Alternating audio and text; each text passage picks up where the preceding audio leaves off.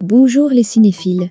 Dans cette vidéo, nous allons vous présenter une sélection des 10 meilleurs films originaux Netflix, récemment sortis en 2022. Avant de commencer, assurez-vous de regarder la vidéo jusqu'à la fin pour ne rien rater.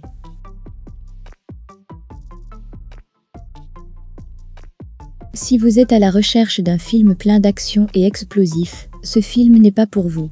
Paula et son mari reviennent d'un dîner lorsqu'ils trouvent soudain une jeune fille errant sur la route. 2 semaines plus tard, après avoir vu que personne ne la réclamait, les deux décident de la laisser rester chez eux temporairement et ainsi donner une nouvelle tournure à leur vie amoureuse. Mais malheureusement ce ne sera pas si facile qu'ils le pensent, car la fille est obsédée par le fantasme qu'un monstre sortira et la punira si jamais elle sortait d'un carré de crêpes peint sur le sol. Après le lien fort créé entre les deux, Paula commence un voyage sur un chemin sombre pour essayer de découvrir le passé énigmatique de la jeune fille. Sans jeu de mots, nous comprendrons si vous avez des problèmes avec certaines représentations ou réactions des personnages principaux de ce film. Cela étant dit, le film récompensera votre patience à la fin. En effet, il y aura des rebondissements qui vous couperont le souffle. Le scénario s'accélère dans la seconde partie du film, où progressivement toutes vos questions commencent à avoir une réponse.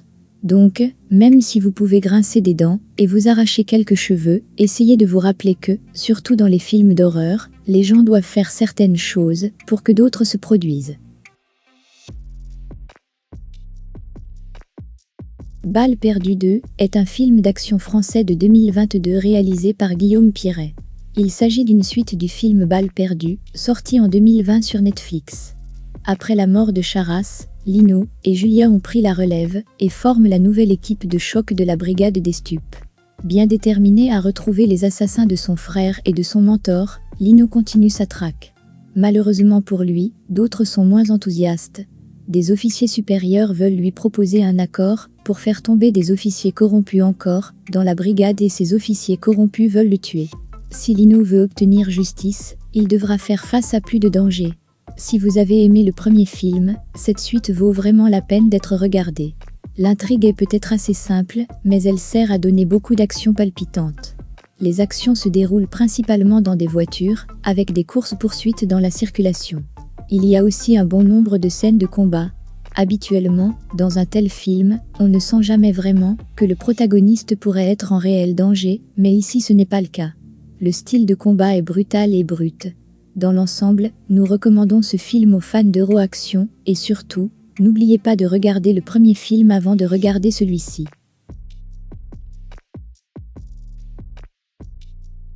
Unicorn Robotique, une entreprise réputée, a signalé un incident où un employé décède en raison du dysfonctionnement d'un robot créé par Giant. Quelques mois plus tard, Giant est promu directeur de l'entreprise par son patron Satyanarayan Adhikari, mais ses collègues Tamangrana, Arvind et le fils d'Adhikari, Nishikant, n'en sont pas satisfaits, car ils s'attendaient à être promus. Giant aime la fille curieuse d'Adhikari, Nikki, et va bientôt se marier, mais a une liaison secrète avec la secrétaire d'Adhikari, Monica. C'est alors qu'il reçoit des photos de lui et Monica d'un numéro inconnu qui lui demande de se rencontrer à l'hôtel. En arrivant, Giant rencontre Arvind et ils sont tous les deux invités par Nishikant, car tous les trois sont victimes de Monica et elle les fait chanter avec la même chose. Ce film de Vazambala a un casting d'explosifs, mais le film l'est encore plus. Il s'agit d'un mélange intéressant de plusieurs couches de genres tels que le néo-noir, le crime, la comédie, le thriller et la comédie noire, que le cinéma britannique maîtrisait il y a des décennies. Le film est racé, éclaboussant, sexy, humoristique, comique, passionnante et quelque peu slashy, mais dans l'ensemble, quel mélange incroyable c'est. Nous vous le recommandons fortement.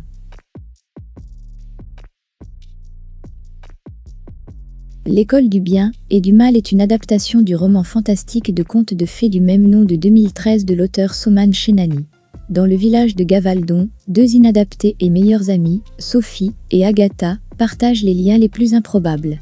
Sophie, une couturière aux cheveux d'or, rêve d'échapper à sa vie morose pour devenir princesse, tandis qu'Agatha, avec son esthétique sinistre et sa mère décalée, a l'étoffe d'une vraie sorcière. Une nuit sous une lune rouge sang, une force puissante les emporte à l'école du bien et du mal, où commencent les véritables histoires derrière chaque grand conte de fées. Pourtant, Quelque chose ne va pas dès le départ. Sophie est envoyée à l'école du mal, dirigée par la glamour, et à la langue acide Lady Lesseau, et Agatha à l'école du bien, supervisée par l'ensoleillé et gentil professeur Dovey.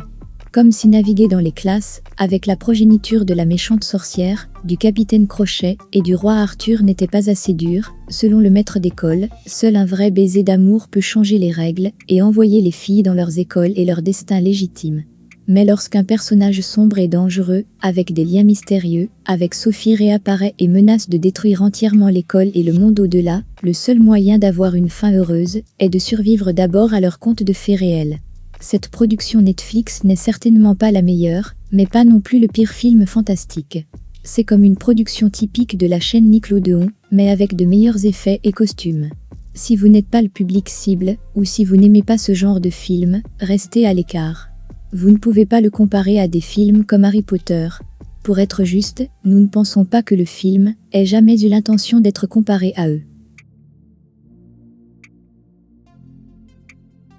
Vince, une ancienne pop-star désespérée, rêve de faire son retour sur scène. Une session impromptue avec Stevie, un jeune batteur autiste, fait naître une amitié inattendue entre les deux musiciens incompris. C'est alors que commence pour eux une aventure pleine de musique et d'humanité.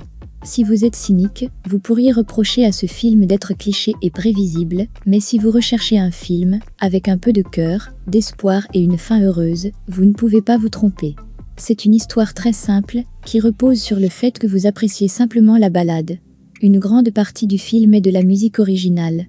Il y a même une séquence à 3 chansons d'affilée, ce qui était un choix courageux, mais cela a fonctionné.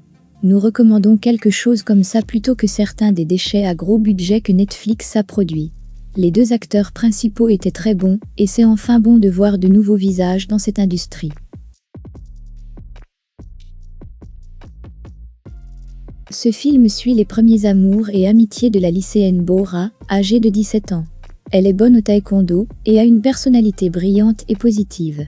Elle est également membre du club de diffusion de son école. Bora est la meilleure amie de Yeondu, qui fréquente la même école. Yeondu a le béguin pour Yoonjin. Elle demande à Bora de tout savoir sur Yoonjin et se rend aux États-Unis pour subir une opération cardiaque. Après cela, Bora commence à observer de près Yoonjin et elle tombe amoureuse de lui. Honnêtement, nous n'avions pas de grandes attentes à l'égard de ce film, nous nous attendions à ce que ce soit une romance pour adolescents, mais nous avons été agréablement surpris. Oui, il s'agit d'une romance adolescente, mais il s'agit aussi d'une amitié profonde, non seulement entre les 2 filles, mais aussi entre tous les personnages principaux. C'est un film très divertissant, plein de moments comiques, mais qui invoque aussi les fortes affres d'un premier amour. Il est très bien joué, notamment par les 2 acteurs principaux qui tombent amoureux. Le sous-titrage ne vous distraira pas de l'histoire et ne vous fera pas perdre l'émotion du film. Assurez-vous de le regarder jusqu'à la fin. Nous le recommandons vivement aux femmes de tous âges. Ce film est une exploration intrigante de la relation entre la science et la religion qui se déroule dans les Midlands irlandais des années 1800. L'histoire commence lorsque l'infirmière anglaise Lib est envoyée dans un petit village pour enquêter sur le cas d'Anna O'Donnell, une fillette de 11 ans qui a cessé de manger mais reste inexplicablement en vie et en bonne santé. Alors que la nouvelle de l'état d'Anna se répand, les touristes et les pèlerins commencent à affluer vers le village dans l'espoir d'assister à un miracle. Ainsi, lorsque Lib commence à soupçonner qu'il y a peut-être plus dans l'histoire d'Anna qu'il n'y paraît, elle se retrouve prise dans une bataille entre ceux qui croient au pouvoir de la foi et ceux qui font confiance à la science. Florence Pugh est excellente, en tant que Lib, insufflant au personnage un sentiment à la fois de détermination et de vulnérabilité. Ces scènes avec Cassidy sont particulièrement fortes, car les 2 actrices jouent parfaitement. La cinématographie est magnifique, et l'exploration de ces thèmes par le film suscite la réflexion. Le scénario est intelligent et bien écrit, et l'ambiance générale du film est incroyablement efficace. The Wanda est un film à combustion lente sur le pouvoir de la croyance, et sur la façon dont il peut parfois nous conduire sur la voie de l'autodestruction.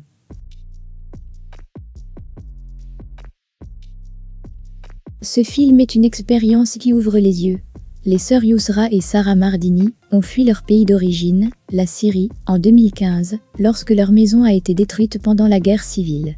Elles se sont rendues au Liban, puis en Turquie où elles se sont organisées pour être introduites clandestinement en Grèce sur un canot. Cependant, le groupe de réfugiés, dont elle faisait partie, se trouvait au milieu de la mer Égée lorsque le moteur du canot surchargé s'est coupé. Les sœurs, ainsi que 2 autres réfugiés qui savaient nager, ont sauvé alors la vie des personnes à bord. Un an seulement après leur expérience déchirante, Yousra a participé à 2 épreuves de natation aux Jeux Olympiques de Rio au sein de l'équipe olympique des réfugiés. Entendre parler de réfugiés traversant les océans dans de petits bateaux et voir visuellement ce qui peut arriver est très différent. De toute évidence, il est très difficile de faire venir toutes les âmes souffrantes en Europe ou aux États-Unis, mais c'est pourquoi il est encore plus important d'apporter l'éducation et la richesse aux 4 coins du monde. Il est important d'avoir des films sur des fantasmes, sur des princesses, sur des histoires intéressantes, mais il est peut-être encore plus important de mettre en lumière des circonstances indescriptibles. Alors nous vous recommandons de regarder ce film, et merci aux sœurs Issa, qui jouent les sœurs Mardini pour leur belle performance. La petite Nemo et le monde des rêves nous emmènent dans un nouvel endroit magique, un monde de rêves, où la précoce Nemo et son excentrique compagnon Flip se lancent dans l'aventure de leur vie. Après la perte inattendue de son père Peter en mer, l'existence idyllique de la jeune Nemo, dans le nord-ouest du Pacifique, est complètement bouleversée lorsqu'elle est envoyée vivre en ville avec son oncle Philippe, bien intentionné mais profondément maladroit. Sa nouvelle école et sa nouvelle routine sont difficiles le jour, mais la nuit, une carte secrète du monde fantastique des rêves relie Nemo à Flip, un hors-la-loi brutal, mais adorable qui devient rapidement son partenaire et son guide. Elle et Flip se retrouvent bientôt dans un voyage incroyable traversant des rêves et fuyant des cauchemars, où Nemo commence à espérer qu'elle retrouvera son père une fois de plus. Ce film est très bien fait et parfaitement équilibré. Il a suffisamment de confiance pour prendre son temps, pour définir l'intrigue et les personnages, mais ne traîne pas. Les décors sont imaginatifs et bien rendus. La réalisation et le jeu d'acteurs sont excellents, tous les personnages sont intéressants et servent un but. Nous recommandons fortement ce film pour toute personne de plus de 10 ans, car certaines nuances nécessitent un peu plus de maturité. L'histoire du film nous fait suivre l'adolescent Paul Baumer et ses amis Albert et Müller, qui s'enrôlent volontairement dans l'armée allemande, surfant sur une vague de ferveur patriotique qui se dissipe rapidement une fois confrontés aux réalités brutales de la vie sur le front. Les idées préconçues de Paul sur l'ennemi et sur le bien et le mal du conflit s'effondrent rapidement. Cependant, au milieu du compte à rebours de l'armistice, Paul doit continuer à se battre jusqu'à la fin, sans autre but que de satisfaire le désir des hauts gradés de mettre fin à la guerre sur une offensive allemande. La reconstitution des événements de la Première Guerre mondiale dans ce film est grandiose, les acteurs d'une grande justesse, les images réalistes et très dures, mais elles permettent d'imaginer le calvaire enduré par les malheureux soldats des 2 camps.